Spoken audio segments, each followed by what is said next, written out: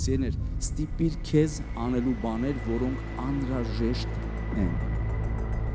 Եվ խնդրում եմ քեզ,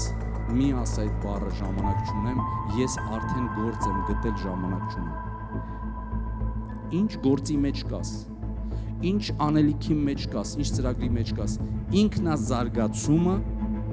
ամենակարևոր գործողությունն է մարդու կյանքի մեջ։ Մարդը միշտ պետք է զարգանա եւ զարգանա եւ զարգանա։ Հիսուսը աճում էր իմաստությունով, հասակով,